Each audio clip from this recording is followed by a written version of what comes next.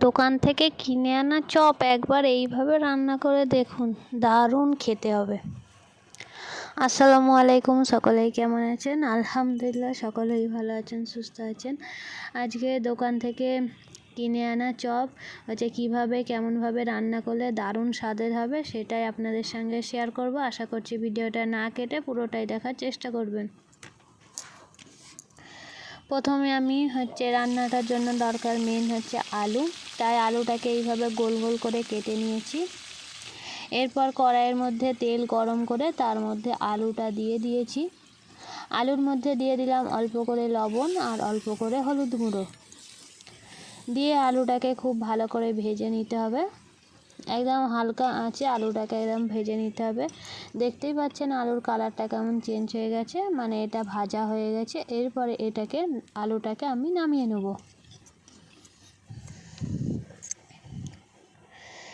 এরপরে রান্না করব, তার জন্য কড়াইয়ে দিয়ে দিলাম পরিমাণ মতো সাদা তেল। তেলটা গরম হয়ে যেতে এর মধ্যে দিয়ে দিলাম গোটা জিরেটাকে প্রথমে একটু ভালো করে নাড়াচাড়া করে নিয়েছি। এর থেকে একটা সুন্দর যখন গন্ধ বার হচ্ছে তখন দিয়ে দিলাম এতে একটা কাঁচা লঙ্কার পরে দিয়ে দিলাম পেঁয়াজটাকেও একটু নাড়াচাড়া করে নেব।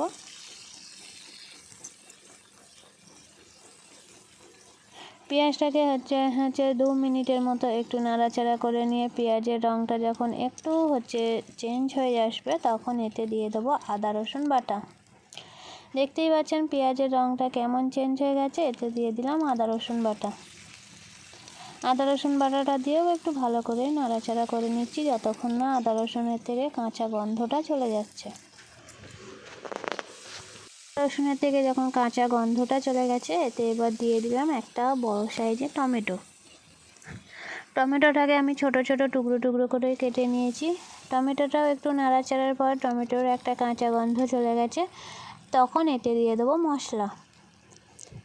যেমন দিয়ে দিলাম 1/2 টেবিল চামচ লবণ, 1/2 টেবিল চামচ হলুদ গুঁড়ো আর দিয়ে দেবো 1/2 টেবিল চামচ লঙ্কা গুঁড়ো দিয়ে মশলাটাকে একটু ভালো করে নাড়াচাড়া করে নেব অল্প করে পানি দিয়ে, যাতে না মশলাটা চুঁয়ে যায়। তাই অল্প করে পানি দিয়ে মশলাটাকে ভালো করে কষিয়ে নেব যতক্ষণ না মশলা থেকে তেলটা ছাড়ছে আর টমেটোটা ভালোভাবে গলে যাচ্ছে। 5 মিনিটের মতো মশলাটাকে কষিয়ে নেওয়ার পর দেখতেই পাচ্ছেন টমেটোটাও গলে গিয়েছে আর মশলা থেকে তেলটা ছেড়ে গিয়েছে। এরপর যে আলুটা ভেজে রেখেছিলাম সেই আলুটা এর মধ্যে দিয়ে দেবো। মশলার মধ্যে ভেজে রাখা আলুটা দিয়ে দিলাম। এরপরে একটু ভালো করে নাড়াচাড়া করে নেব।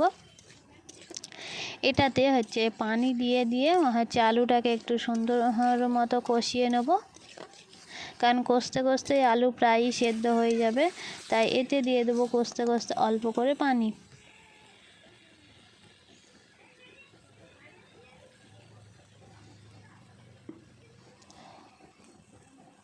অল্প করে পানি দিয়ে আলুটাকে 5 মিনিটের মতো কষিয়ে নেব।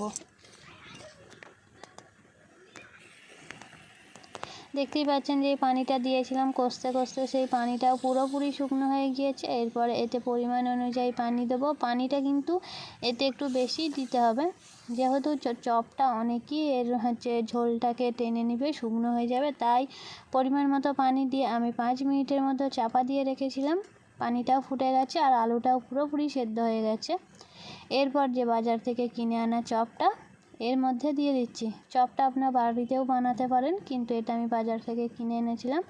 সেই চপটা এর মধ্যে দিয়ে এর ওপরে দিয়ে দিলাম ধনিয়া গুঁড়ো আর দিয়ে দেবো জিরে গুঁড়ো দিয়ে এটাকে আবার 4 মিনিটের মতো ঢাকনা দিয়ে রেখে দেবো। দেখতেই পাবেন পানিটা কত একদম কমে গিয়েছে, চপটা পানিটাকে একদম টেনে নেবে।